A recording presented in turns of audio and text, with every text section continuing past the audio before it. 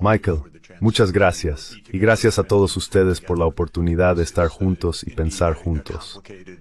Este es de hecho un tiempo complicado y de rápidos cambios y muy peligroso, por lo que realmente necesitamos claridad de pensamiento.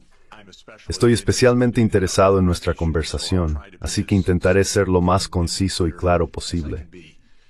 He seguido los eventos muy de cerca en Europa del Este, la antigua Unión Soviética y Rusia durante los últimos 36 años. Fui asesor del gobierno polaco en 1989, del presidente Gorbachev en 1990 y 91, del presidente Yeltsin de 1991 a 93 y del presidente Kuchma de Ucrania en 1993 y 94. And 91 to President Yeltsin in 1991 to 1993 to President Kuchma of Ukraine in 1993-94. I helped introduce the Estonian currency. Ayudé a introducir la moneda estonia. Ayudé a varios países en la antigua Yugoslavia, especialmente a Eslovenia. He seguido los eventos muy de cerca durante 36 años. Después del Maidán, el nuevo gobierno me pidió que fuera a Kiev y me llevaron por el Maidán y aprendí muchas cosas de primera mano. He estado en contacto con líderes rusos durante más de 30 años. Conozco de cerca el liderazgo político estadounidense. Nuestro anterior secretario del Tesoro fue mi profesor de macroeconomía hace 51 años, solo para darte una idea, así que fuimos muy buenos amigos durante medio siglo. Conozco a todas estas personas. Solo quiero decir esto porque lo que quiero explicar desde mi punto de vista no es de segunda mano, no es ideología, es lo que he visto con mis propios ojos y experimentado durante este periodo.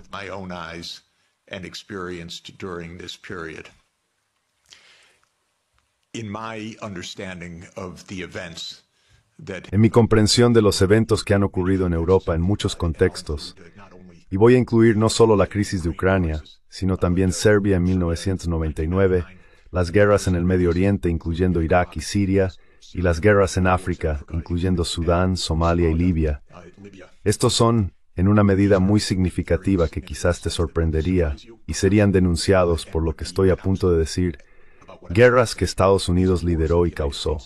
Esto ha sido cierto durante más de 40 años. Hace más de 30 años, debería decir, para ser más preciso, Estados Unidos llegó a la conclusión, especialmente en 1990 y 91, y luego con el fin de la Unión Soviética, de que Estados Unidos ahora dirigía el mundo, y que Estados Unidos no tenía que atender las opiniones de nadie, líneas rojas, preocupaciones, puntos de vista de seguridad, o cualquier obligación internacional, o cualquier marco de la ONU.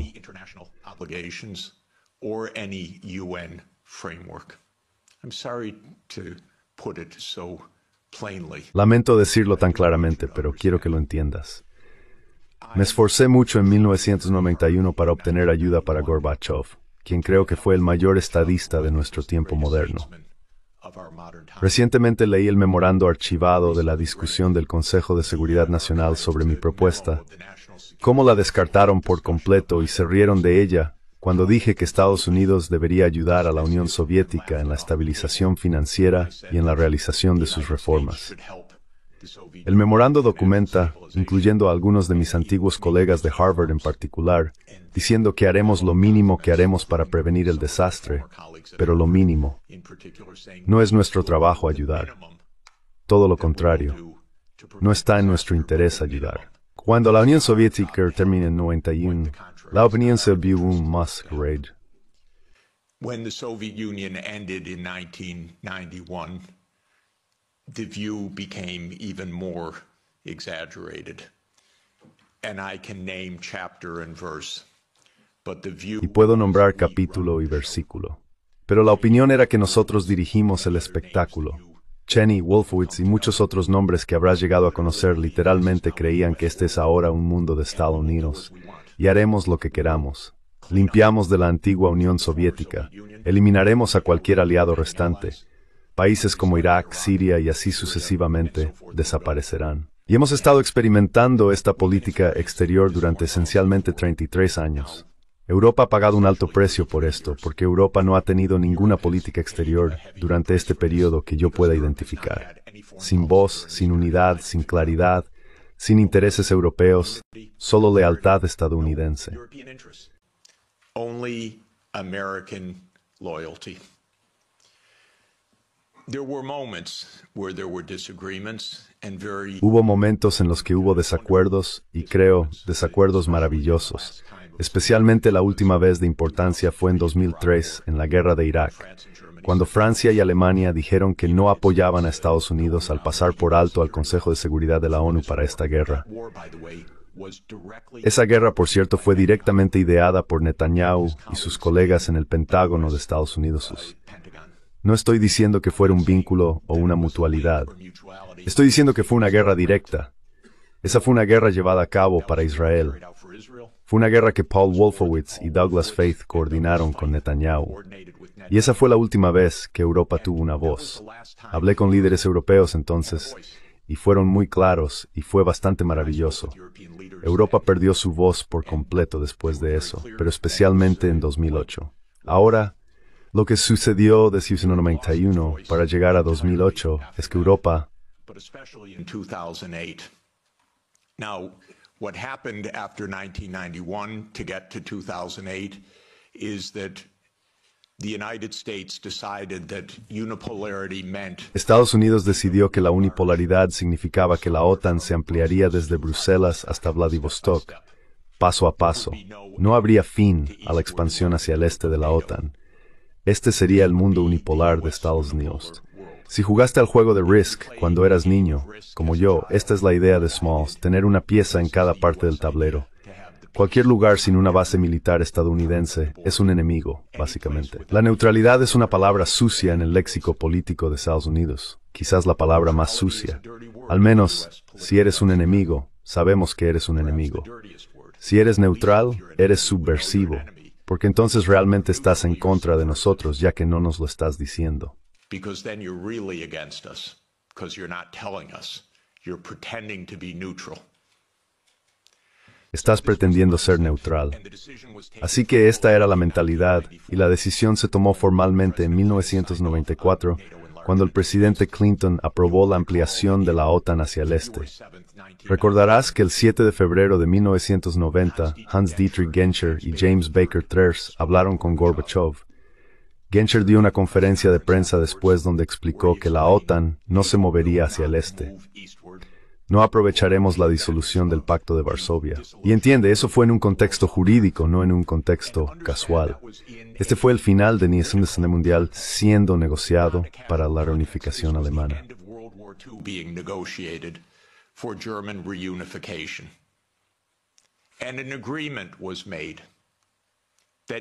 Y se llegó a un acuerdo de que la OTAN no se movería ni una pulgada hacia el este. Fue explícito y está en innumerables documentos. Solo busquen el Archivo de Seguridad Nacional de la Universidad George Washington y puede encontrar docenas de documentos. Es un sitio web llamado Lo que Gorbachev escuchó sobre la OTAN. Échele un vistazo, porque todo lo que le dicen los Estados Unidos es una mentira sobre esto. Pero los archivos son perfectamente claros. Se tomó la decisión en 1994 de expandir la OTAN hasta Ucrania. Este es un proyecto, no es una administración u otra. Este es un proyecto de Ted Guinness de Estados Unidos que comenzó hace más de 30 años.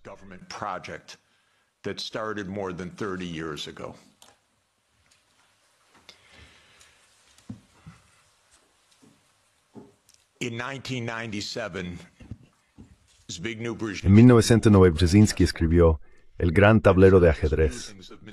Eso no son solo las reflexiones del señor Brzezinski.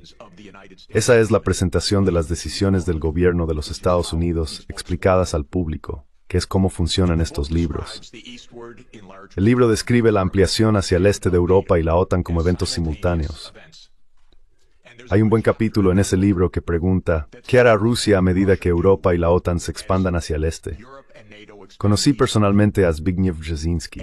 Fue muy amable conmigo. Yo estaba asesorando a Polonia, y él fue de gran ayuda. Era un hombre muy amable e inteligente, pero se equivocó en todo. Así que en 1997 escribió en detalle por qué Rusia no podía hacer nada más que acceder a la expansión hacia el este de la OTAN y Europa. De hecho, discute la expansión de Europa y la OTAN. Analizar un proyecto. Explica de que se instala en Irak en Chile. He explains how Russia will never align with China. Unthinkable. Russia will never align with Iran. Impensable.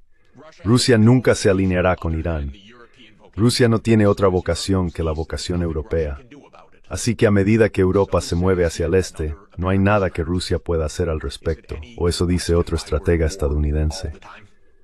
¿Es alguna pregunta por qué estamos en guerra todo el tiempo?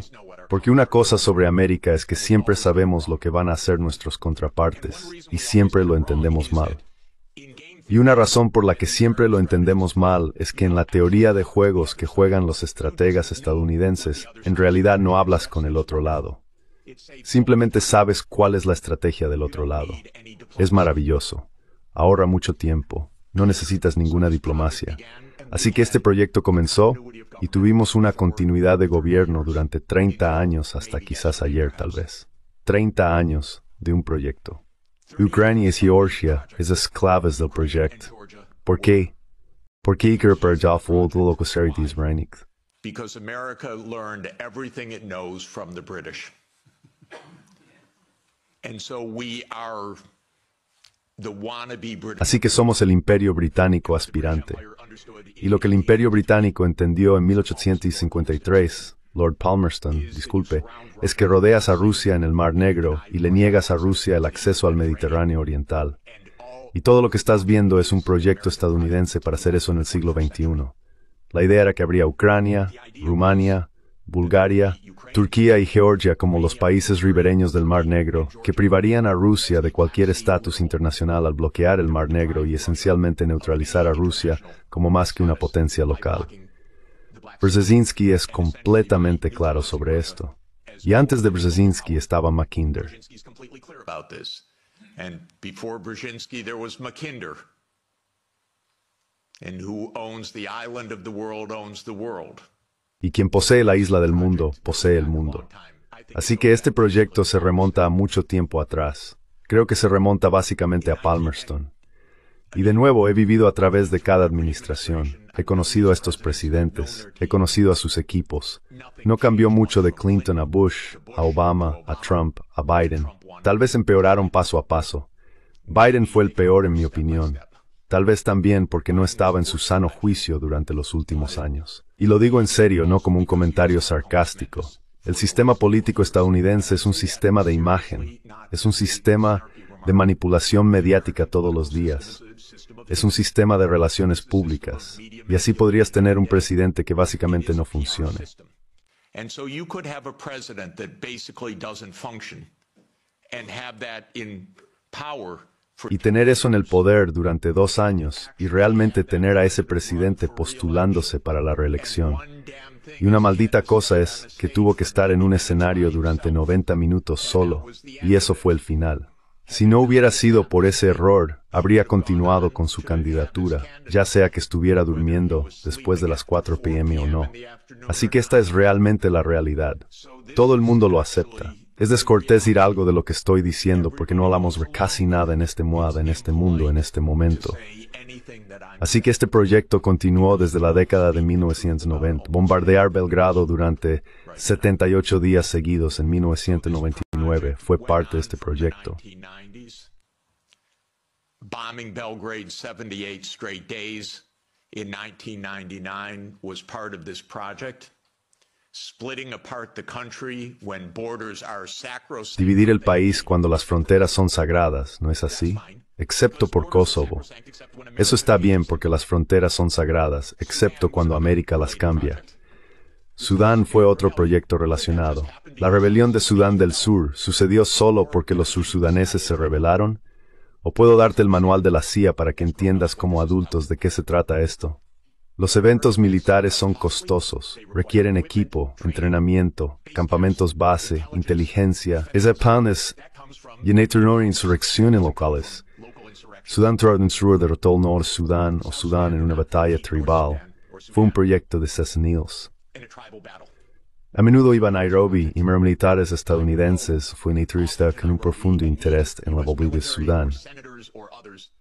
With deep interest in Sudan's politics. This was part of the game of unipolarity. Esto fue parte del juego de la unipolaridad.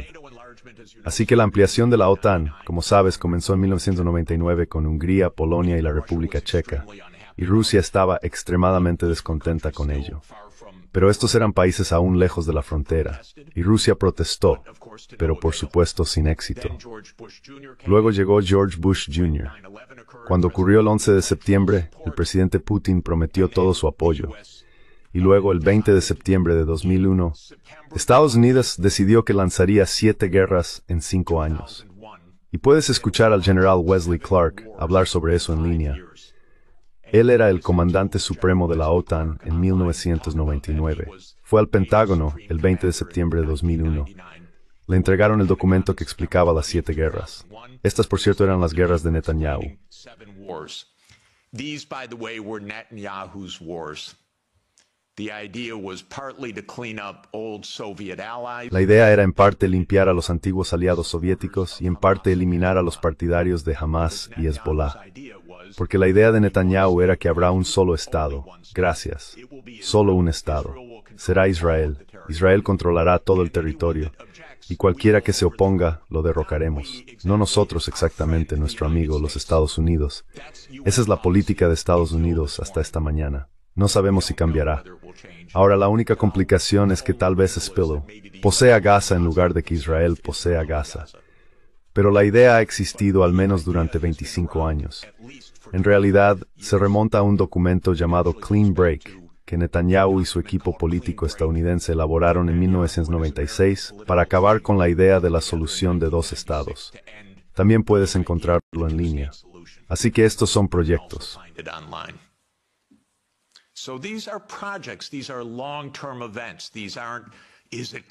Estos son eventos a largo plazo. No se trata de Clinton, Bush o Obama. Esa es la forma aburrida de ver la política estadounidense como el juego del día a día. Pero eso no es lo que es la política estadounidense. Así que la siguiente ronda de ampliación de la OTAN llegó en 2004 con 7 países más. Los 3 estados bálticos, Rumanía, Bulgaria, Eslovenia y Eslovaquia. En este punto, Rusia estaba bastante molesta. Esto fue una violación completa del orden de posguerra acordado con la reunificación alemana. Esencialmente fue un truco fundamental o una deserción de los Estados Unidos de un acuerdo cooperativo, porque creen en la unipolaridad. Así que, como todos recuerdan, porque acabamos de tener la conferencia de seguridad de Múnich la semana pasada, en 2007, el presidente Putin dijo, basta, suficiente, suficiente, deténgansé ahora. Enough. Stop now. And of course what that meant was in 2008 the United States. Y por supuesto, lo que eso significó fue que en 2008 Estados Unidos impulsó la ampliación de la OTAN para incluir a Ucrania y Georgia. Este es un proyecto a largo plazo. Escuché al señor Saakashvili en Nueva York en mayo de 2008 y salí, llamé a Sonia y dije, este hombre está loco. Y un mes después estalló una guerra porque Estados Unidos le dijo a este tipo, salvamos a Georgia. Y él se para en el Consejo de Relaciones Exteriores y dice que Georgia está en el centro de Europa. Bueno, no lo está, damas y caballeros. No está en el centro de Europa. Y los eventos más recientes no son útiles para la seguridad de Georgia. Y sus diputados yendo allí, o los eurodiputados yendo allí, y los políticos europeos, eso destruye a Georgia. Eso no salva a Georgia. European politicians, that gets Georgia destroyed. That doesn't save Georgia. That gets Georgia destroyed. Eso destruye a Georgia, completamente destruida. En 2008, como todo el mundo sabe, nuestro exdirector de la CIA, William Burns, envió un largo mensaje a Condoleezza Rice. Nyet significa niet sobre la expansión. Esto lo sabemos gracias a Julian Assange, porque créanme, no se le dice ni una palabra al pueblo estadounidense sobre nada, ni a ustedes, ni por ninguno de sus periódicos en estos días. Así que tenemos que agradecer a Julian Assange, pero podemos leer el memo en detalle. Como saben, Viktor Yanukovych fue elegido en 2010 con la plataforma de neutralidad. Rusia no tenía intereses territoriales ni diseños en Ucrania en absoluto. Lo sé, estuve allí durante esos años. Lo que Rusia estaba negociando era un arrendamiento de 25 años hasta 2042 para la base naval de Sebastopol. Eso es todo. No para Crimea, no para el Donbass, nada de eso. Not for Crimea, not for the Donbass, nothing like that. This idea that Putin is reconstructing. Esta idea de que Putin está reconstruyendo el imperio ruso es propaganda infantil. Disculpe, si alguien conoce la historia del día a día y de año en año, esto es algo infantil. Las cosas infantiles parecen funcionar mejor que las cosas de adultos. Así que, ningún diseño en absoluto. Estados Unidos decidió que este hombre debe ser derrocado. Se llama una operación de cambio de régimen. Ha habido alrededor de un centenar de ellas por parte de Estados Unidos, muchas en sus países y muchas en todo el mundo. Eso es lo que hace la CIA para ganarse la vida. Ok, por favor, sepan esto. Es un tipo de política exterior muy inusual. Pero en América, si no te gusta el otro lado, no negocias con ellos. Intentas derrocarlos, preferiblemente de manera encubierta. Si no funciona de manera encubierta, lo haces abiertamente. Siempre dices que no es nuestra culpa. You always say it's not our fault. They're the aggressor. They're the other side. Son el agresor. Son el otro lado. Son Hitler. Eso surge cada 2 o 3 años, ya sea Saddam Hussein, ya sea Assad, ya sea Putin. Eso es muy conveniente. Esa es la única explicación de política exterior que se le da al pueblo estadounidense en cualquier lugar. Bueno, estamos enfrentando Múnich 1938. No se puede hablar con el otro lado. Son enemigos malvados e implacables. Ese es el único modelo de política exterior que escuchamos de nuestros medios de comunicación masivos. Y los medios de comunicación lo repiten completamente porque están totalmente subordinados al gobierno de Estados Unidos. Ahora, en 2014, Estados Unidos os trabajó activamente para derrocar a Yanukovych. Todos conocen la llamada interceptada por mi colega de la Universidad de Columbia, Victoria Nuland, y el embajador estadounidense Peter Pyatt. And the U.S. Ambassador Peter Pyatt. You don't get better evidence. The Russians intercepted. No obtienes mejor evidencia. Los rusos interceptaron su llamada y la pusieron en Internet. Escúchala. Es fascinante. Conozco a todas estas personas. Por cierto, al hacer eso, todos fueron promovidos en la administración de Biden. Ese es el trabajo. Ahora, cuando ocurrió el Maidán, me llamaron de inmediato. Oh, profesor Sachs, el nuevo primer ministro ucraniano, le gustaría verlo para hablar sobre la crisis económica. Porque soy bastante bueno en eso. Así que volé a Kiev y me llevaron por el Maidán y me dijeron cómo Estados Unidos pagó el dinero para todas las personas alrededor del Maidán. Revolución espontánea de la dignidad. Señoras y señores, por favor, ¿de dónde vienen todos estos medios de comunicación? ¿De dónde viene toda esta organización? Where does all this organization come from? Where do all these buses come from? Where do all these people? ¿De dónde vienen todos estos autobuses? ¿De dónde vienen todas estas personas llamadas? Estás bromeando. Esto es un esfuerzo organizado. Y no es un secreto, excepto para los ciudadanos de Europa y Estados Unidos. Todos los demás lo entienden con bastante claridad. Luego vino Minsk, y especialmente Minsk II, que por cierto se modeló en la autonomía del Tirol del Sur. Y los belgas podrían haberse relacionado muy bien con Minsk II. Decía que debería haber autonomía para las regiones de habla rusa en el este de Ucrania. Fue apoyado unánimemente por el Consejo de Seguridad de la ONU. Estados Unidos y Ucrania decidieron que no se aplicaría. Alemania y Francia, que eran los garantes del proceso de Normandía, lo dejaron pasar.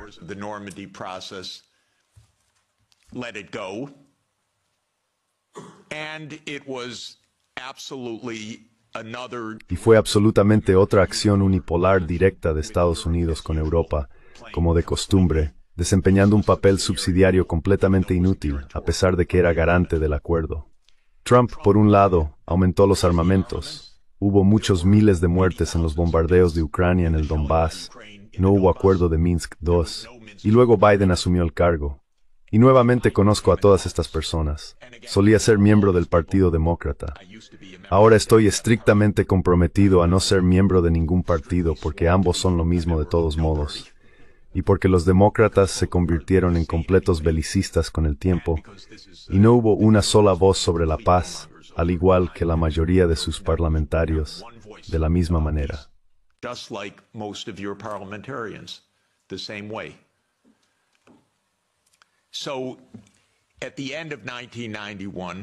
Entonces, a finales de 1991, Putin puso sobre la mesa un último esfuerzo en dos borradores de acuerdos de seguridad, uno con Europa y otro con Estados Unidos. Estados Unidos lo puso sobre la mesa el 15 de diciembre de 2021. Tuve una llamada de 1 hora con Jake Sullivan en la Casa Blanca, rogándole a Jake que evitara la guerra. Puedes evitar la guerra. Todo lo que tienes que hacer es decir que la OTAN no se ampliará a Ucrania. Y él me dijo, oh, la OTAN no se va a ampliar a Ucrania. No te preocupes por eso. Le dije, Jake, dilo públicamente. No podemos decirlo públicamente. Le dije, Jake, ¿vas a tener una guerra por algo que ni siquiera va a suceder?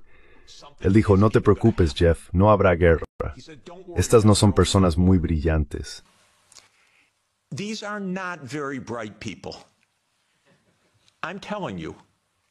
If I can give you my honest view. Te lo digo, si puedo darte mi opinión honesta, no son personas muy brillantes. Y he tratado con ellos durante más de 40 años.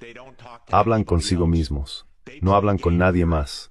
Juegan a la teoría de juegos. En la teoría de juegos no cooperativos, no hablas con la otra parte. Simplemente haces tu estrategia. Esta es la esencia de la teoría de juegos. No es teoría de negociación. No es teoría de pacificación.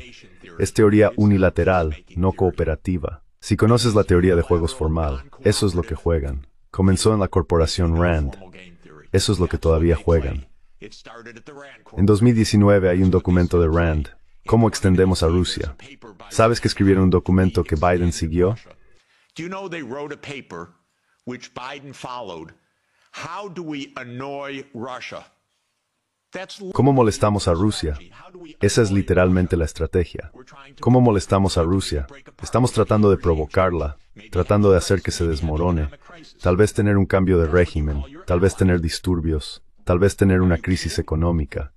¿Eso es lo que llamas tu aliado? ¿Estás bromeando? Así que tuve una llamada telefónica larga y frustrante con Sullivan. Estaba parado en el frío helado. Resulta que estaba tratando de tener un día de esquí. Y allí estaba yo diciendo, Jake, no tengas la guerra. Oh, no habrá guerra, Jeff. Sabemos mucho de lo que sucedió el mes siguiente, que es que se negaron a negociar. La idea más estúpida de la OTAN es la llamada política de puertas abiertas. ¿Estás bromeando? Are you kidding? NATO reserves the right to go where it wants. La OTAN se reserva el derecho de ir a donde quiera sin que ningún vecino tenga nada que decir al respecto. Bueno, les digo a los mexicanos y a los canadienses, no lo intenten. Ya saben, Trump podría querer apoderarse de Canadá, así que Canadá podría decirle a China, ¿por qué no construyes una base militar en Ontario? No lo recomendaría. Y Estados Unidos no diría, bueno, es una puerta abierta, ese es su asunto. Quiero decir, pueden hacer lo que quieran, eso no es asunto nuestro. Pero los adultos en Europa repiten esto. En Europa, en su comisión, usted es un alto representante. Esto es una tontería, esto ni siquiera es geopolítica infantil. Esto simplemente no es pensar en absoluto. Así que la guerra comenzó. ¿Cuál era la intención de Putin en la guerra? Puedo decirles cuál era su intención. Era forzar a Zelensky a negociar la neutralidad.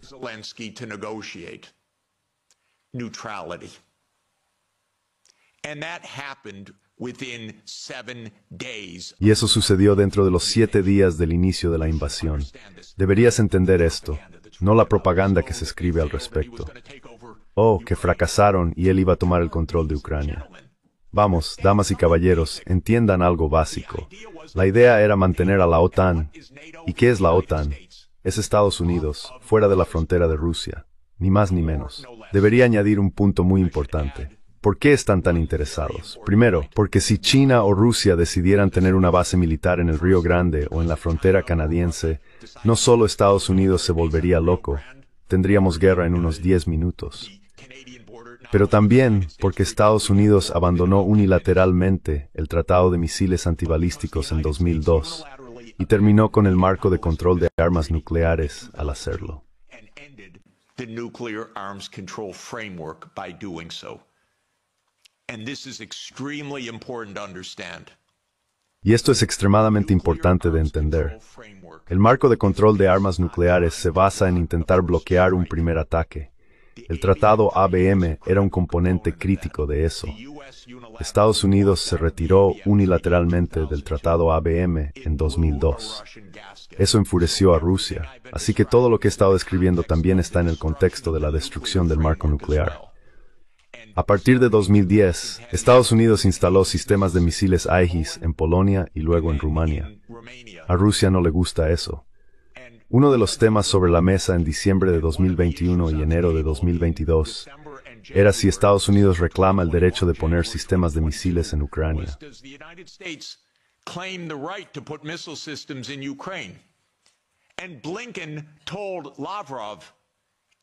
Y Blinken le dijo a Lavrov en enero de 2022 que Estados Unidos se reserva el derecho de colocar sistemas de misiles donde quiera.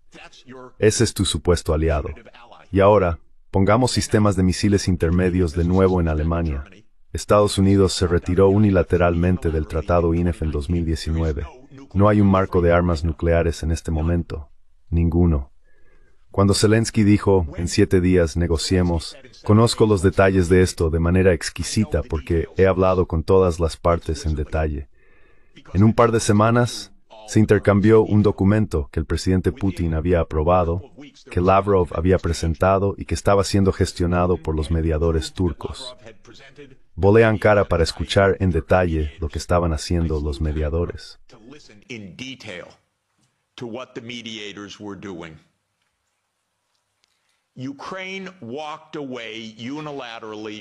Ucrania se alejó unilateralmente de un acuerdo cercano. ¿Por qué? Porque Estados Unidos se lo dijo.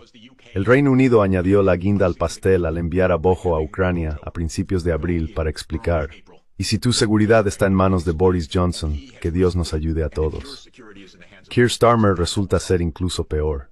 Es inimaginable, pero es cierto.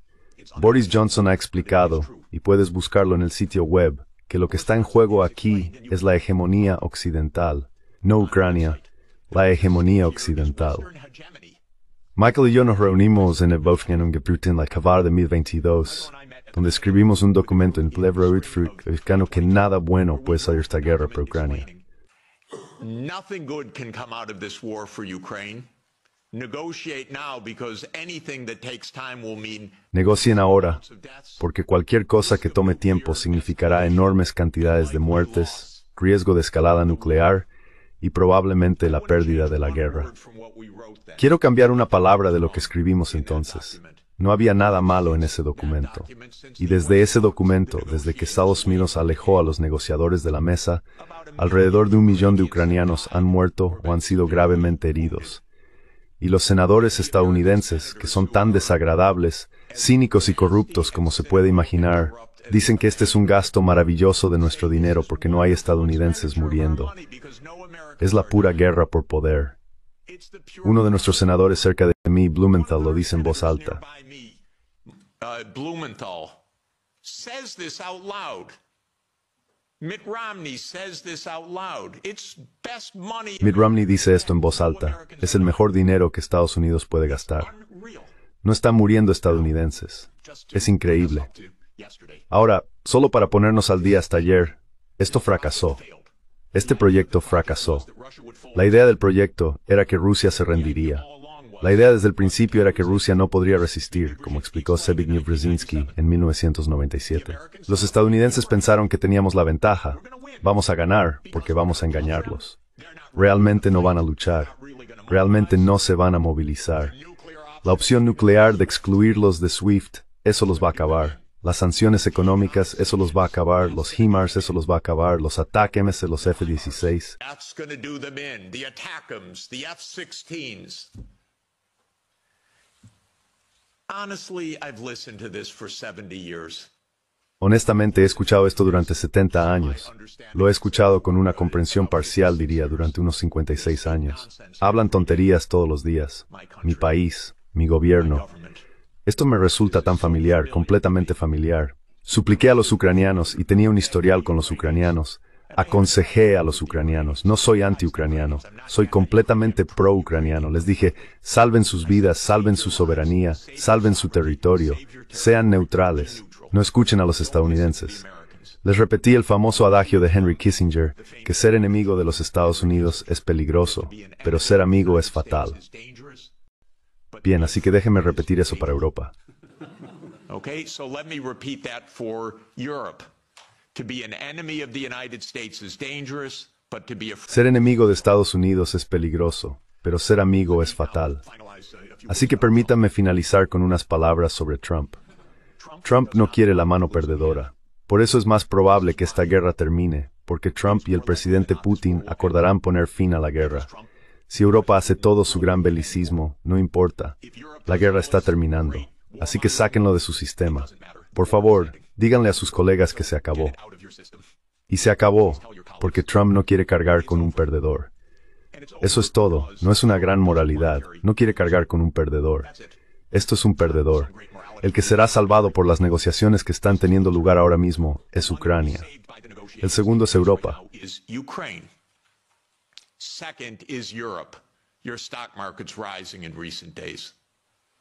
El mercado de valores ha subido en los últimos días debido a las horribles noticias de las negociaciones. Sé que esto ha sido recibido con absoluto horror en estas cámaras, pero esta es la mejor noticia que podrían recibir. Ahora animé, no me escuchan, pero intenté comunicarme con algunos de los líderes europeos. La mayoría no quiere escuchar nada de mí, pero les dije, no vayan a Kiev, vayan a Moscú, hablen con sus homólogos. ¿Están bromeando? Son Europa. Son 450 millones de personas. Son una economía de 20 billones de dólares. Debe ser el principal socio económico. Son vínculos reales.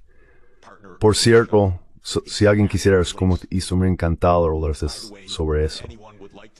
How the U.S. blew up Nord Stream, I'd be happy to talk about that.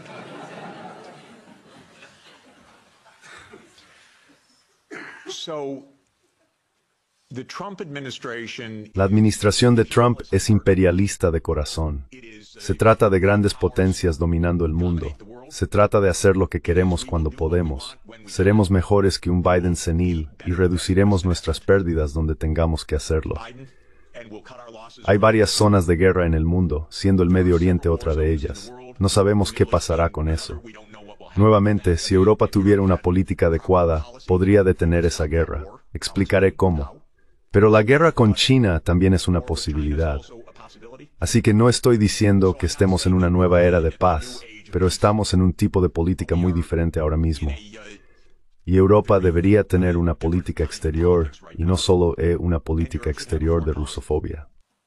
And not just a foreign policy of Russophobia, a foreign policy that is a realistic foreign policy. Una política exterior que sea una política exterior realista, que entienda la situación de Rusia, que entienda la situación de Europa, que entienda lo que es América y lo que representa, que trate de evitar que Europa sea invadida por Estados Unidos. Porque no es imposible que América simplemente desembarque tropas en territorio danés. No estoy bromeando, y no creo que ellos estén bromeando. Y Europa necesita una política exterior, una real, no un sí. Negociaremos con el señor Trump y nos encontraremos a mitad de camino. ¿Sabes cómo será eso? Llámame después, por favor. No tengan funcionarios estadounidenses como jefes de Europa. Tengan funcionarios europeos. Por favor, tengan una política exterior europea. Have a European foreign policy. You're going to be living with Russia for a long time. Vas a convivir con Rusia durante mucho tiempo. Así que por favor negocia con Rusia. Hay problemas de seguridad reales sobre la mesa, pero la fanfarronería y la rusofobia no están sirviendo en absoluto a tu seguridad. No está sirviendo en absoluto a la seguridad de Ucrania. Contribuyó a 1 millón de bajas en Ucrania por esta aventura estadounidense idiota a la que te uniste y luego te convertiste en los principales animadores. No resuelve nada. En cuanto al Medio Oriente, por cierto, Estados Unidos entregó completamente la política exterior a Netanyahu hace 30 años. El lobby israelí domina la política estadounidense. No tengas ninguna duda al respecto. Podría explicar durante horas cómo funciona. Es muy peligroso.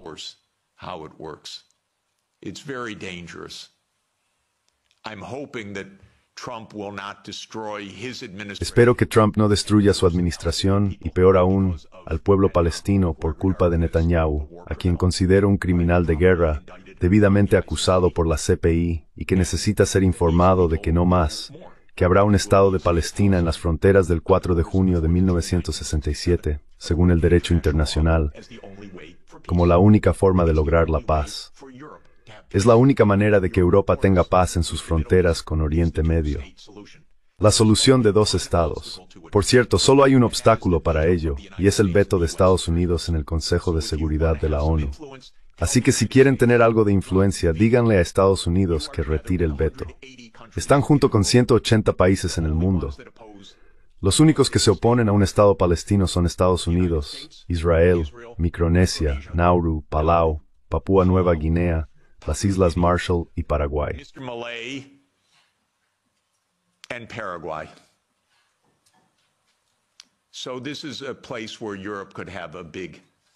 Entonces, este es un lugar donde Europa podría tener una gran influencia. Europa ha guardado silencio sobre el Hezbollah e Irán. El mayor sueño de Netanyahu en la vida es una guerra entre Estados Unidos e Irán. No se ha rendido, y no es imposible que eso también pueda suceder. Y eso es porque Estados Unidos en este sentido no tiene una política exterior independiente. Está dirigida por Israel. Es trágico, es asombroso, por cierto, y podría terminar. Trump puede decir que quiere recuperar la política exterior. Tal vez. Espero que sea el caso. Finalmente, permítanme decir con respecto a China, China no es un enemigo. China es solo una historia de éxito. Por eso es vista por Estados Unidos como un enemigo, porque China es una economía más grande que Estados Unidos. Eso es todo.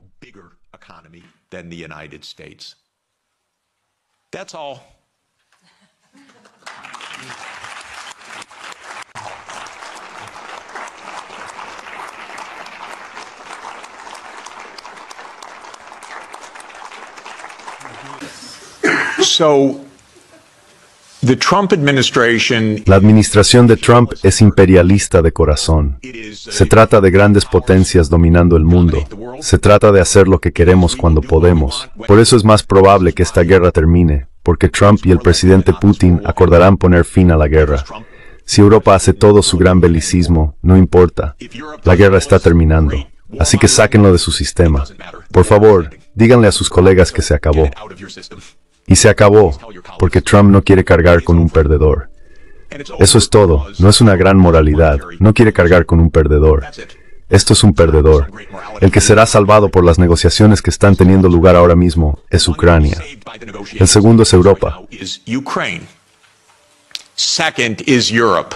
Your stock market's rising in recent days. El mercado de valores ha subido en los últimos días debido a las horribles noticias de las negociaciones. Sé que esto ha sido recibido con absoluto horror en estas cámaras, pero esta es la mejor noticia que podrían recibir. Ahora animé, no me escuchan, pero intenté comunicarme con algunos de los líderes europeos. La mayoría no quiere escuchar nada de mí, pero les dije, no vayan a Kiev, vayan a Moscú, hablen con sus homólogos. ¿Están bromeando? Son Europa. Son 450 millones de personas. Son una economía de 20 billones de dólares. De repente, el principal socio económico son vínculos reales. Negocien ahora, porque cualquier cosa que tome tiempo significará enormes cantidades de muertes, riesgo de escalada nuclear y probablemente la pérdida de la guerra. Quiero cambiar una palabra de lo que escribimos entonces. No había nada malo en ese documento.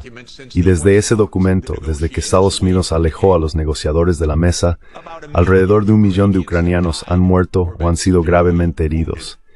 Y los senadores estadounidenses, que son tan desagradables, cínicos y corruptos como se puede imaginar, dicen que este es un gasto maravilloso de nuestro dinero porque no hay estadounidenses muriendo. Es la pura guerra por poder. Uno de nuestros senadores cerca de mí, Blumenthal, lo dice en voz alta. Blumenthal says this out loud. Mitt Romney says this out loud. It's best money. Mitt Romney dice esto en voz alta. Es el mejor dinero que Estados Unidos puede gastar. No están muriendo estadounidenses. Es increíble. Ahora, solo para ponernos al día hasta ayer, esto fracasó. Este proyecto fracasó. La idea del proyecto era que Rusia se rendiría. La idea desde el principio era que Rusia no podría resistir, como explicó Zbigniew Brzezinski en 1997. Los estadounidenses pensaron que teníamos la ventaja. Vamos a ganar porque vamos a engañarlos. Realmente no van a luchar. Realmente no se van a movilizar. La opción nuclear de excluirlos de SWIFT, eso los va a acabar. Las sanciones económicas, eso los va a acabar. Los HIMARS, eso los va a acabar. Los ATACMS, los F-16. That's going to do them in. The ATACMS, the F-16s. Honestly, I've listened to this for 70 years. Honestamente, he escuchado esto durante 70 años. Lo he escuchado con una comprensión parcial, diría, durante unos 56 años. Hablan tonterías todos los días. Mi país, mi gobierno. Esto me resulta tan familiar, completamente familiar. Supliqué a los ucranianos y tenía un historial con los ucranianos. Aconsejé a los ucranianos. No soy anti-ucraniano. Soy completamente pro-ucraniano. Les dije, salven sus vidas, salven su soberanía, salven su territorio. Sean neutrales. No escuchen a los estadounidenses. Les repetí el famoso adagio de Henry Kissinger, que ser enemigo de los Estados Unidos es peligroso, pero ser amigo es fatal. Muy bien, ahora preguntas. Por favor, no hagan declaraciones. Solo hagan preguntas, porque somos muchos y no tenemos tanto tiempo. ¿Por dónde empiezo? Empezaré por el lado izquierdo. Tengo preferencia por la izquierda. Sí, tú. Ben.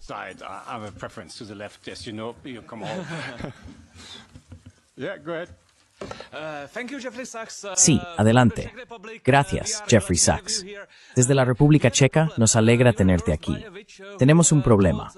Fuimos maldecidos por una bruja que le dijo a la UR, y la UR está enredada, así que no mejorará hasta 2029. Pero ¿qué deberíamos hacer nosotros, los centroeuropeos, mientras tanto, especialmente si los alemanes no votan lo suficiente por Sarah Wagenknecht? Se supone que debemos crear algún tipo de neutralidad para Europa Central. ¿Es sugeras Rosums?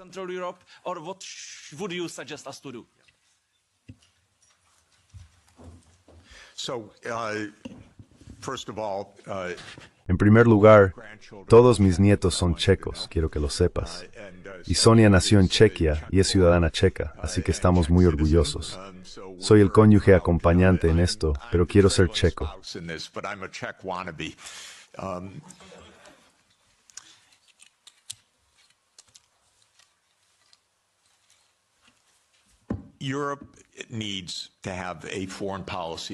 Europa necesita tener una política exterior que sea una política exterior europea, y necesita ser una política exterior realista. Realista no es odio, realista es realmente tratar de entender ambos lados y negociar.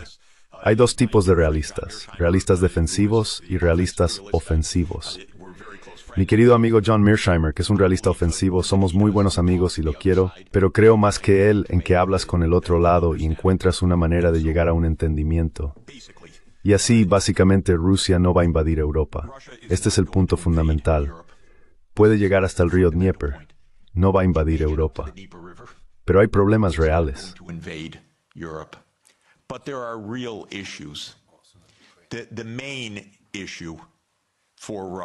El principal problema para Rusia era Estados Unidos, porque Rusia, como una gran potencia y la mayor potencia nuclear del mundo, estaba profundamente preocupada por la unipolaridad de Estados Unidos desde el principio. Ahora que esto aparentemente está llegando a su fin, Europa tiene que abrir negociaciones directamente con Rusia también, porque Estados Unidos rápidamente perderá interés y van a convivir con Rusia durante los próximos miles de años. Bien, entonces, ¿qué quieren? Quieren asegurarse de que los estados bálticos estén seguros. Lo mejor para los estados bálticos es detener su rusofobia. Esto es lo más importante. Estonia tiene alrededor del 25% de ciudadanos rusos o ciudadanos de habla rusa, rusos étnicos. Letonia, lo mismo. No provoquen al vecino, eso es todo. Esto no se escucha. Realmente no se escucha. This is not heard. It really isn't heard. And again, I want to explain my point of view. Y nuevamente quiero explicar mi punto de vista. He ayudado a estos países de los que estoy hablando, tratando de aconsejar. No soy su enemigo, No soy un títere de Putin, no soy un apologista de Putin. Trabajé en Estonia. Me otorgaron, creo que es el segundo honor civil más alto que un presidente de Estonia puede conceder a un no nacional porque diseñé su sistema monetario para ellos en 1992. Así que les estoy dando un consejo. No se paren ahí, Estonia, y digan que queremos desintegrar a Rusia. ¿Están bromeando? No lo hagan. Esta no es la forma de sobrevivir en este mundo. Se sobrevive con respeto mutuo, de hecho. Se sobrevive en la negociación. Se sobrevive en la discusión. No prohíban el idioma ruso. No es una buena idea cuando el 25% de su población tiene el ruso como su primer idioma.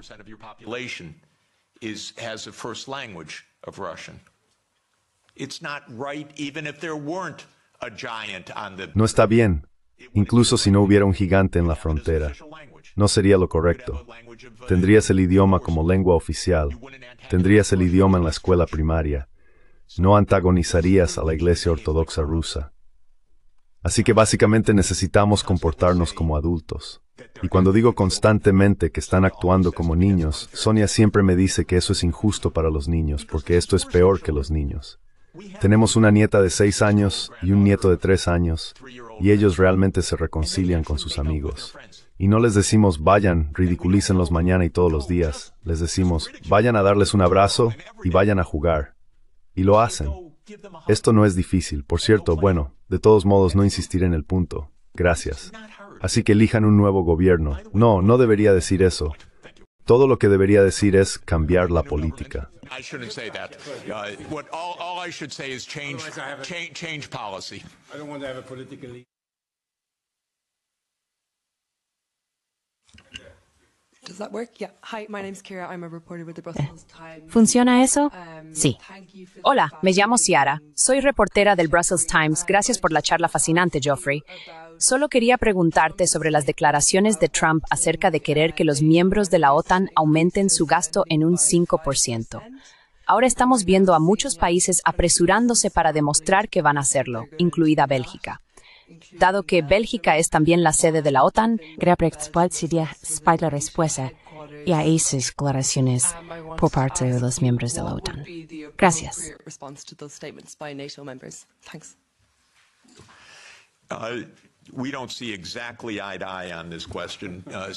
No vemos exactamente las cosas de la misma manera en esta cuestión. Así que permíteme darte mi propia opinión. Mi primera recomendación, con todo respeto a Bruselas, es trasladar la sede de la OTAN a otro lugar. Lo digo en serio, porque una de las peores partes de la política europea en este momento es una completa confusión entre Europa y la OTAN. Son completamente diferentes, pero se han convertido en exactamente lo mismo. Europa es mucho mejor que la OTAN, en mi opinión. La OTAN ya ni siquiera es necesaria. Yo la habría terminado en 1991, pero como Estados Unidos la veía como un instrumento de hegemonía, no como una defensa contra Rusia, continuó después.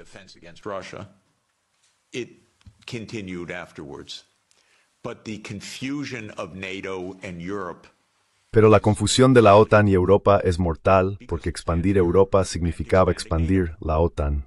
Punto. Y estas deberían haber sido cosas completamente diferentes.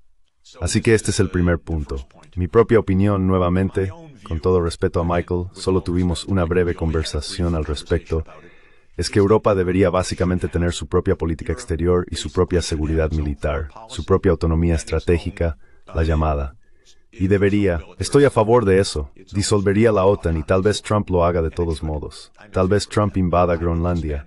¿Quién sabe? Entonces realmente vas a descubrir lo que significa la OTAN. Then you're really going to find out what NATO means. So, I do think that Así que creo que Europa debería invertir en su seguridad.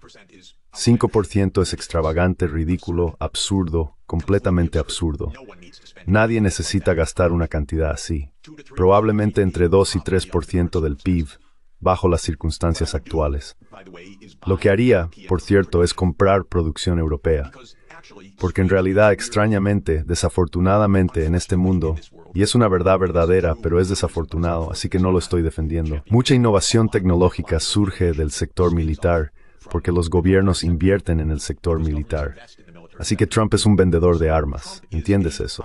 Está vendiendo armas americanas, está vendiendo tecnología americana. He is selling American technology. Vance told you a few days ago, don't even... Vance te dijo hace unos días que ni siquiera pienses en tener tu propia tecnología de IA.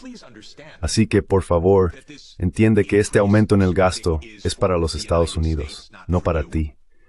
En este sentido, estoy completamente en contra de ese enfoque, pero no estaría en contra de un enfoque en el que Europa gaste del 2 al 3% del PIB en una estructura de seguridad europea unificada e invierta en Europa y en tecnología europea, y que no sean los Estados Unidos quienes dicten el uso de la tecnología europea. Es muy interesante. Es Países Bajos el que produce las únicas máquinas para semiconductores avanzados, litografía ultravioleta extrema. Extreme ultraviolet lithography. It's ASML. But America determines Es ASML. Pero Estados Unidos determina cada política de ASML. Los Países Bajos ni siquiera tienen una nota al pie. No lo haría si fuera tú, entregar toda la seguridad a Estados Unidos. No lo haría. Tendría tu propio marco de seguridad para que también puedas tener tu propio marco de política exterior. Europa representa muchas cosas que Estados Unidos no representa. Europa representa la acción climática. Por cierto, con razón, porque nuestro presidente está completamente loco en esto. Y Europa representa la decencia, la socialdemocracia como un ethos. No estoy hablando de un partido, estoy hablando de un ethos de cómo ocurre la igualdad de vida.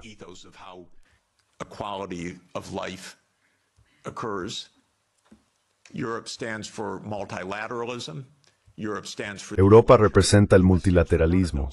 Europa representa la Carta de la ONU. Los Estados Unidos no representan ninguna de esas cosas. Sabes que nuestro secretario de Estado, Marco Rubio, canceló su viaje a Sudáfrica porque en la agenda estaban la igualdad y la sostenibilidad, y él dijo, no me voy a meter en eso. Eso es un reflejo honesto del profundo libertarianismo anglosajón. El igualitarismo no es una palabra en el léxico estadounidense. ¿Desarrollo sostenible? Para nada. Probablemente sepas, por cierto, que de los 193 Estados miembros de la ONU, 191 han presentado planes de ODS como revisiones nacionales voluntarias. 2 no lo han hecho: Haití y los Estados Unidos de América.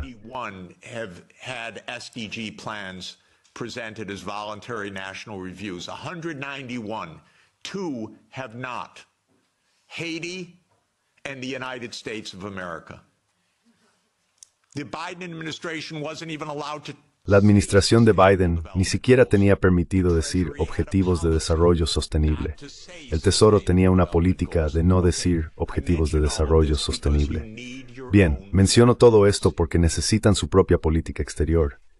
Publico un informe, 2 informes cada año. Uno, el Informe Mundial de la Felicidad, y 18 de los 20 principales países, si no recuerdo mal, son europeos. Esta es la más alta calidad de vida en todo el mundo. Así que necesitan su propia política para proteger esa calidad de vida. Estados Unidos está muy abajo en la clasificación. Y el otro informe, ¿dónde está mi colega Guillaume? Está en algún lugar de la sala. Ahí está. Guillaume Lafortune es el autor principal de nuestro informe anual de desarrollo sostenible.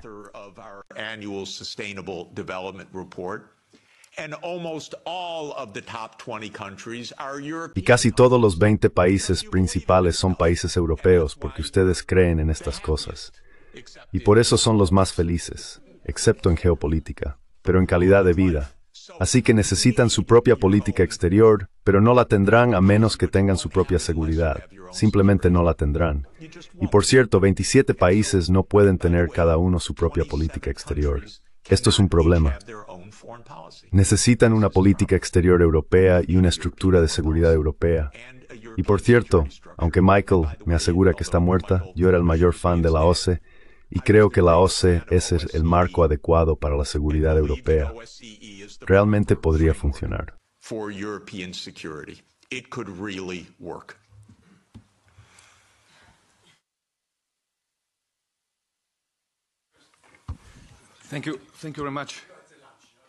Gracias, muchas gracias. Sí, está bien. Bueno, gracias, profesor. Soy de Eslovaquia y mi primer ministro, Robert Fico, casi fue asesinado porque las opiniones que usted tiene son similares a las suyas. Sí, nosotros, como Eslovaquia, somos uno de los pocos países en la Unión Europea que habla con los rusos.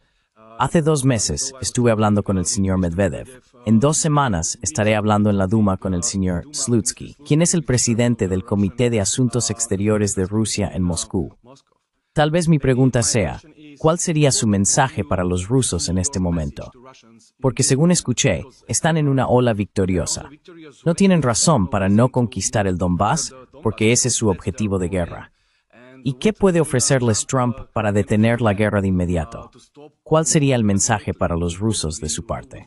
Muchas gracias.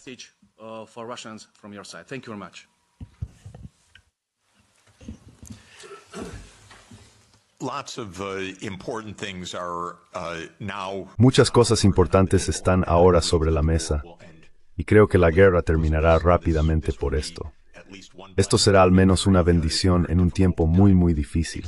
Exactamente cuál será el acuerdo, creo que ahora es solo una cuestión de los temas territoriales. Es decir, si son los 4 oblasts completos, incluyendo todo Jersón y Zaporizhia, o si es en la línea de contacto y cómo se negociará todo esto. No estoy en la sala de negociaciones, así que realmente no puedo decir más. Pero la base será que habrá concesiones territoriales, neutralidad y garantías de seguridad para Ucrania, para todas las partes.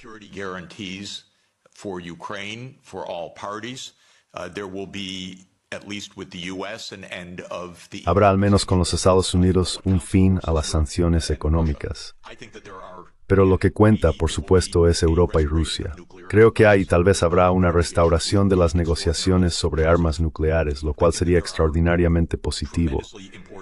Creo que hay temas tremendamente importantes para que Europa negocie directamente con Rusia. Y por eso instaría al presidente Costa y al liderazgo de Europa a abrir discusiones directas con el presidente Putin, porque la seguridad europea está en juego. Conozco a los líderes rusos, a muchos de ellos bastante bien. Son buenos negociadores y deberían negociar con ellos. Y deberían negociar bien con ellos. Les haría algunas preguntas.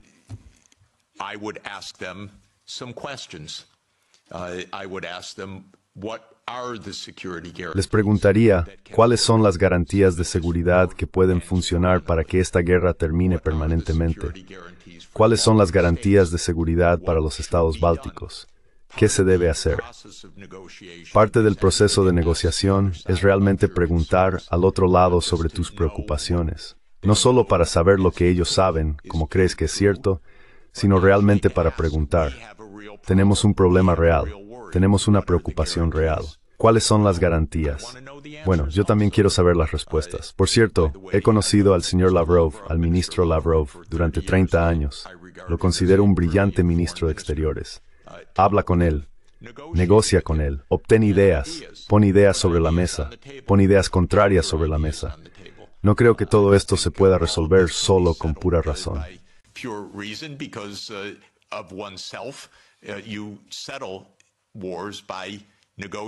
Resuelves las guerras negociando y entendiendo cuáles son los problemas reales, y no llamas mentiroso al otro lado cuando expresan sus problemas. Trabajas para entender cuáles son las implicaciones de eso para el beneficio mutuo de la paz. Así que lo más importante es dejar de gritar, dejar de incitar a la guerra y discutir con los homólogos rusos. Y no ruegues por estar en la mesa con Estados Unidos. No necesitas estar en la sala con Estados Unidos. Eres Europa. Deberías estar en la sala con Europa y Rusia. Si Estados Unidos quiere unirse está bien, pero rogar, no. Y por cierto, Europa no necesita tener a Ucrania en la sala cuando Europa habla con Rusia. Tienes muchos problemas directos. No entregues tu política exterior a nadie, ni a Estados Unidos, ni a Ucrania, ni a Israel. Mantén una política exterior europea. Esta es la idea básica.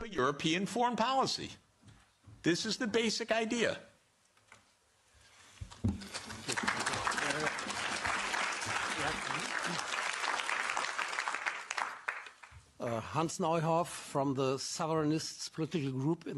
Neuhoff, del grupo político Southernist en este Parlamento, Alternativa para Alemania como partido político. En primer lugar, permítame agradecerle, señor Sachs, por estar aquí y compartir sus ideas con nosotros. Y tenga la seguridad de que muchas de sus ideas y las de su colega, John Mearsheimer, han sido bien recibidas por los grupos políticos aquí y se han integrado en nuestra agenda. Comparto ampliamente sus puntos de vista. Sin embargo, hay una pregunta sobre el relato histórico que dio, en la que me gustaría entrar en detalle. Esto concierne al comienzo de la expansión de la OTAN. Usted informó del sitio web, lo que Gorbachev escuchó, que hay muchas citas de Henscher, por ejemplo, que la OTAN no se moverá ni una pulgada hacia el este. Ahora, el Tratado 2+4 se firmó en septiembre de 1990, ¿verdad? En Moscú.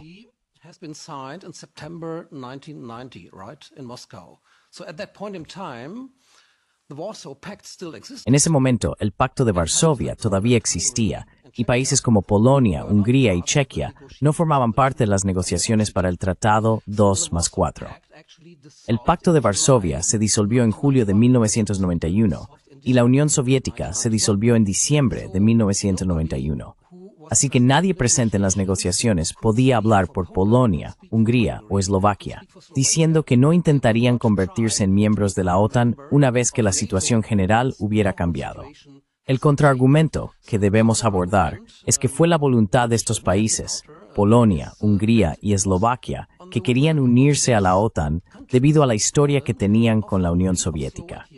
Y por supuesto, Rusia todavía se percibía de alguna manera como sucesora de la Unión Soviética. Entonces, ¿cómo contrarrestas ese argumento?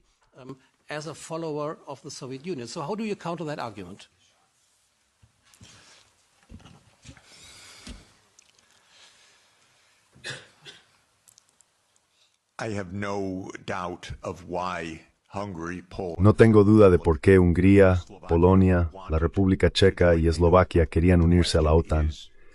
La pregunta es, ¿qué está haciendo Estados Unidos para lograr la paz? Porque la OTAN no es una elección de Hungría, Polonia, la República Checa o Eslovaquia. La OTAN es una alianza militar liderada por Estados Unidos. Y la pregunta es, ¿cómo vamos a establecer la paz de manera confiable? Si yo hubiera tomado esas decisiones en ese entonces, habría disuelto la OTAN por completo en 1991. Cuando esos países solicitaron unirse a la OTAN, les habría explicado lo que dijo nuestro secretario de Defensa, William Perry, lo que dijo nuestro principal estadista, George Kennan, y lo que dijo nuestro último embajador en la Unión Soviética, Jack Matlock. Ellos dijeron, bueno, entendemos sus sentimientos, pero no es una buena idea porque podría provocar una nueva guerra fría con Rusia. O así es como lo haré, Pomomber.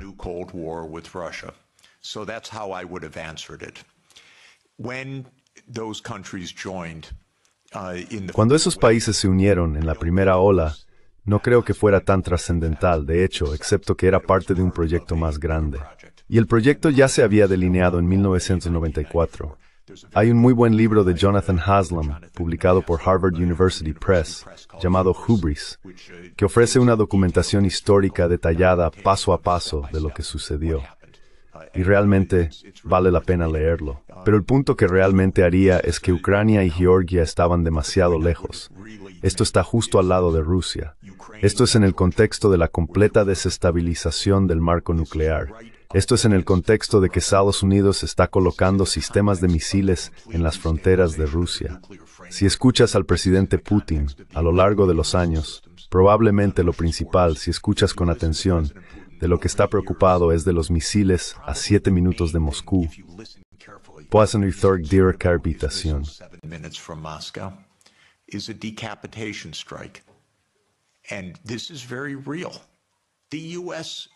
Y esto es muy real. Estados Unidos no solo se asustaría, sino que se asustó cuando esto sucedió en el hemisferio occidental. Así que es la crisis de los misiles en Cuba al revés. Y afortunadamente, Nikita Khrushchev no se levantó y dijo, política de puertas abiertas del Pacto de Varsovia. Podemos ir a donde queramos. Cuba nos ha pedido, no es asunto de América. Lo que Khrushchev dijo es, Dios mío, no queremos guerra. Terminamos esta crisis. Ambos retrocedemos. Eso es lo que Khrushchev y Kennedy decidieron al final. Así que esta es la consecuencia real. Rusia incluso tragó, con mucho dolor, los estados bálticos. Rumania, Bulgaria, Eslovaquia y Eslovenia. Son Ucrania y Georgia. Y es por la geografía. Es por Lord Palmerston. Es por la Primera Guerra de Crimea. Es por los sistemas de misiles que esta es la esencia de por qué hubo esta guerra.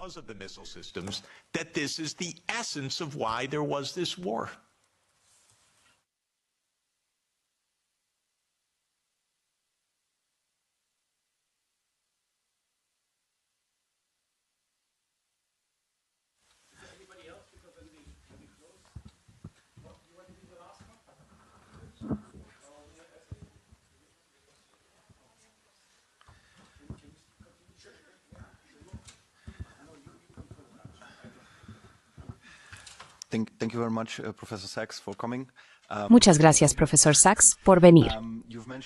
Ha mencionado que la Unión Europea necesita formular su propia política exterior. En el pasado, la Alianza Franco-Alemana fue un gran impulsor de esas políticas. Ahora, con la guerra en Ucrania, se podría decir que eso recibió una grieta. ¿Cree que en el futuro, cuando la Unión Europea vaya a formular esta nueva política exterior, estará nuevamente en el asiento delantero ¿O deberían ser otros países u otros bloques los que intenten hacer ese cambio? Muchas gracias.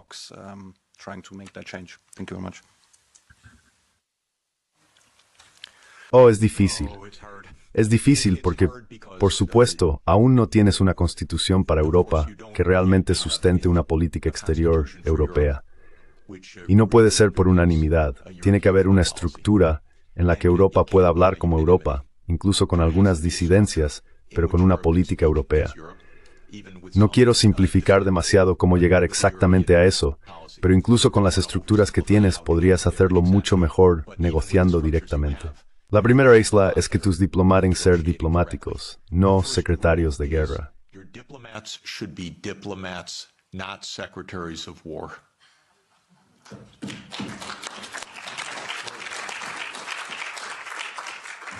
Honestly, that would go halfway, at least, to Honestamente, eso iría a mitad de camino, al menos hacia donde quieres ir. Un diplomático es un tipo de talento muy especial. Un diplomático está entrenado para sentarse junto al otro lado y escuchar, dar la mano, sonreír y ser agradable. Es muy difícil, es una habilidad, es entrenamiento, es una profesión, no es un juego. Necesitas ese tipo de diplomacia. Lamento que no estemos escuchando nada de eso. Solo haré un par de quejas. Primero, Europa no es la OTAN, como dije. Pensé que Stoltenberg era el peor, pero me equivoqué. Solo sigue empeorando. ¿Podría alguien en la OTAN, por el amor de Dios, sobre más guerra? for God's sake, about more war? And could NATO stop speaking for Europe? ¿Y podría la OTAN dejar de hablar por Europa y Europa dejar de pensar que es la OTAN? Este es el primer punto absoluto. En segundo lugar, lo siento, pero sus altos representantes vicepresidentes necesitan convertirse en diplomáticos. La diplomacia significa ir a Moscú, invitar a su homólogo ruso aquí, discutir. Esto no ha sucedido hasta ahora. Así que este es realmente mi punto. Ahora creo que Europa debería volverse más integrada y más unificada en los próximos años. Soy un firme creyente en la subsidiariedad. Así que estábamos discutiendo, no creo que la política de vivienda sea realmente la prioridad de Europa. Muchas gracias. Housing policy is really Europe's main issue. I think this can be handled at the local level or at the national level. I don't see it as a European issue, but I don't see foreign policy as being a 27-country issue. I see it being as a European issue. And I see security being at a European level. Y veo la seguridad a nivel europeo. Así que creo que las cosas necesitan ser reajustadas. Pero me gustaría ver más Europa para cuestiones verdaderamente europeas y tal vez menos Europa para cosas que son propiamente subsidiarias a Europa a nivel nacional y local. Y espero que tal evolución pueda tener lugar. Sabes, cuando el mundo habla de grandes potencias en este momento, hablan de unidos Rusia y China. Incluyo a India y realmente quiero incluir a Europa. También quiero incluir una Unión Africana y puede gigas de esos sirve. Pero estadlet en la lista Europa para esta en el momento. Y esto se debe a que no hay una política exterior sport. And this is because there is no European foreign policy. Okay.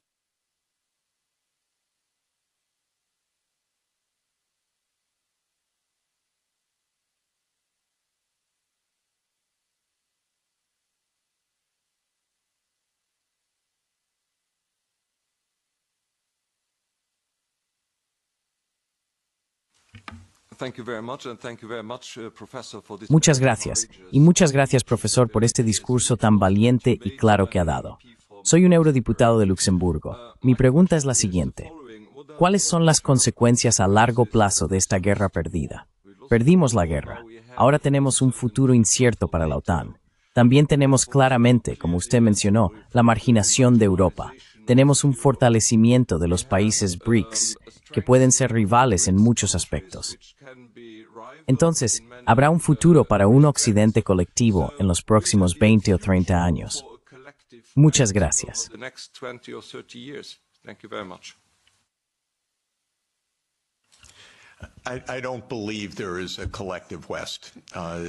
No creo que exista un occidente colectivo. Creo que hay unos Estados Unidos y una Europa que en algunas áreas tienen intereses paralelos y en muchas áreas no tienen intereses paralelos. Quiero que Europa lidere el desarrollo sostenible, la transformación climática, la decencia global. Creo que si el mundo se pareciera más a Europa, sería un mundo más feliz, más pacífico y más seguro. Y longevidad y mejor comida, por cierto. Pero solo digo, en cualquier caso, Europa tiene una vocación que es bastante diferente de la tradición estadounidense y francamente de la tradición anglosajona, porque han sido 200 años de hegemonía anglosajona o hegemonía aspiracional. Los británicos todavía creen que dirigen el mundo. Es asombroso lo que significa la nostalgia. Ni siquiera se detienen. En realidad es casi como un sketch de Monty Python. It's almost like a Monty Python skit, actually. But in any event, Pero en cualquier caso, ¿dónde estaba? Estoy pensando en Monty Python, cuando el caballero pierde todos sus miembros y dice, todo está bien, soy victorioso. Eso es Gran Bretaña, desafortunadamente. Y es realmente terrible. Así que no creo en el occidente colectivo, no creo en el sur global, no creo en... Todas estas geografías ni siquiera tienen sentido porque en realidad, sabes, miro mucho los mapas y el sur global está mayormente en el norte y el oeste ni siquiera está en el oeste. Y así que ni siquiera entiendo de qué se trata esto.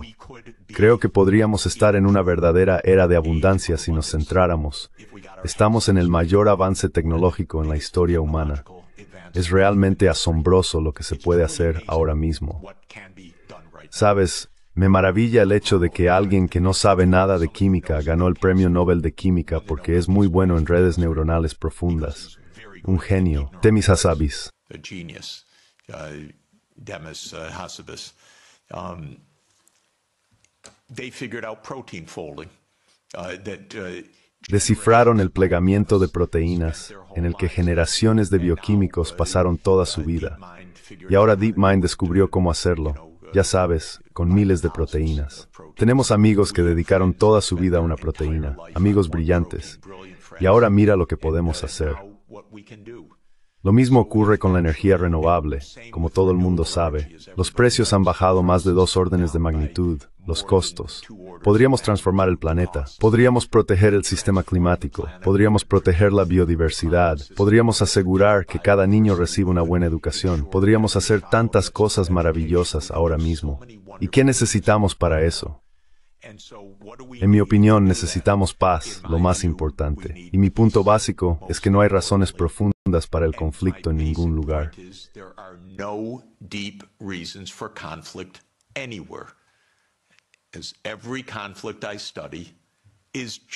Cada conflicto que estudio es solo un error. No estamos luchando por Lebensraum. Esa idea que vino de Malthus y se convirtió en una idea nazi siempre fue incorrecta. Fue un error intelectual fundamental. Un error intelectual, por cierto, porque los principales científicos adoptaron la idea de que teníamos guerras raciales, guerras nacionales y guerras de supervivencia porque no tenemos suficiente en el planeta. Como economista, puedo decirte que tenemos suficiente en el planeta para el desarrollo de todos. Suficiente. No estamos en conflicto con China, no estamos en conflicto con Rusia.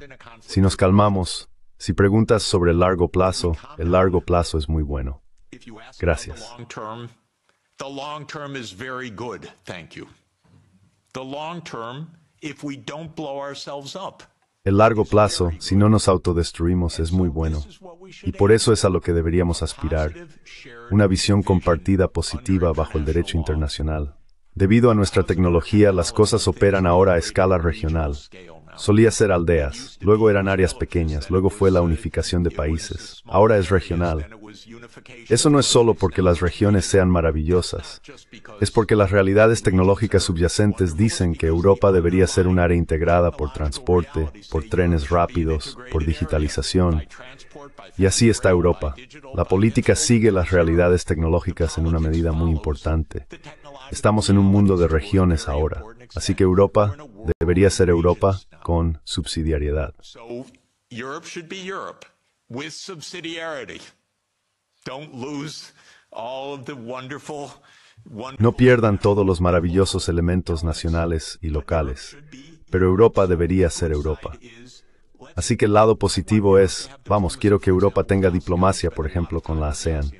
Paso mucho tiempo con los países de la ASEAN. El Pacto Verde de la UE es una idea maravillosa. Dije hace muchos años, a los líderes de la ASEAN, hagan un Pacto Verde de la ASEAN y luego hablen con los europeos para que tengan esta maravillosa relación. Comercio, inversión. Así que el año pasado anunciaron un Pacto Verde de la ASEAN. ¿Qué hizo Europa al respecto? Nada. Dijo, lo siento, estamos en la guerra de Ucrania. Gracias. Sin interés. Así que este es mi punto. Las perspectivas son muy positivas si construimos la paz. Positive if we construct the peace.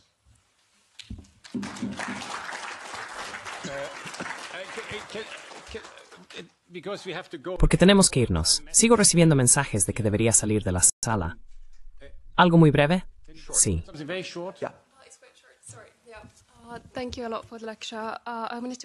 Muchas gracias por la conferencia. Quería preguntar, ¿cree que una salida al conflicto es algún tipo de estilo de finlandización? Y además, ¿es esa la forma en que le hubiera gustado ver, por ejemplo, el proceso de política exterior de Finlandia y Suecia? Lo siento, ¿cree que una salida al conflicto es algún tipo de estilo de finlandización? ¿Y es eso lo que le hubiera gustado ver en la política exterior de Suecia y Finlandia, como ejemplo? Como, en lugar de que se conviertan en miembros de la OTAN. ¿Es esa la forma en que le hubiera gustado ver a estos países manejar la política exterior? ¿Y cree que estos países que limitan con Rusia deberían simplemente sucumbir a su destino? Que está bien, no podemos provocar a Rusia, como si esta fuera la forma en que tenemos que vivir.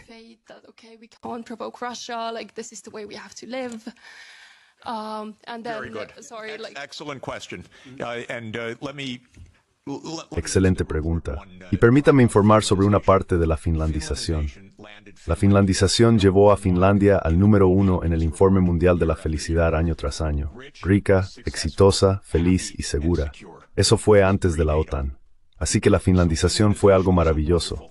Número 1 en el mundo, cuando Suecia, Finlandia y Austria eran neutrales. Bravo, inteligente. Cuando Ucrania era neutral, inteligente. Si tienes dos superpotencias, manténlas un poco separadas. No tienes que estar con la nariz pegada una contra la otra, especialmente si una de ellas, Estados Unidos, está metiendo su nariz en la otra. Y así la finlandización, en mi opinión, tiene una connotación muy positiva. Lo mismo ocurre con la austriacización. Austria, en 1955, firmó su neutralidad, el ejército soviético se fue. Y Austria es un lugar maravilloso, por cierto. Absolutamente maravilloso. Y esto es ciencia básica, cómo evitar el conflicto. Si Estados Unidos tuviera algo de sentido común, habría dejado estos países como un espacio neutral entre el ejército estadounidense y Rusia. Pero ahí es donde Estados Unidos lo perdió.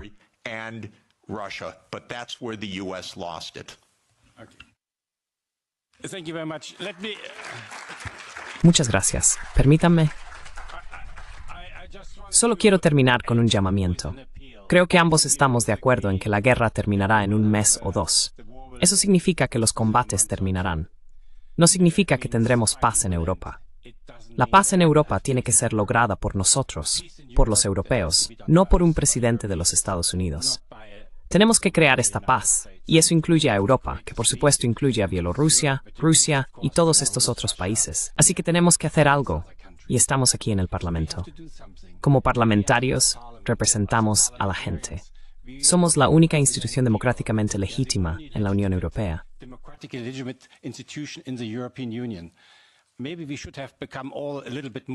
Tal vez deberíamos habernos vuelto un poco más proactivos en tratar de avanzar este proceso de paz a través de las líneas partidarias.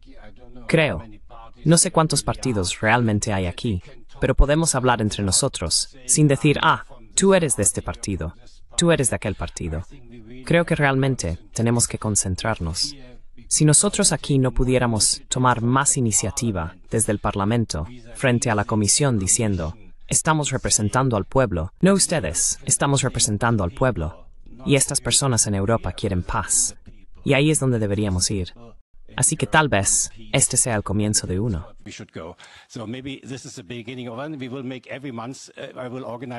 Cada mes organizaremos con mis colegas lo mismo aquí sobre diferentes temas relacionados con este asunto. Y esperamos que esto conduzca a una discusión que sea diferente de lo que tenemos en el Pleno, donde básicamente no tenemos una discusión. Queremos tener una discusión que cruce las líneas partidarias e invitar a personas de otros partidos políticos. No mordemos a nadie. Discutámoslo. Al final, todos queremos la misma paz para la próxima generación. Y tengo muchos hijos y nietos, al igual que usted. Y eso es lo que necesitamos. Muy bien, muchas gracias, profesor. And that's what we need. Okay, thank you very much, Professor.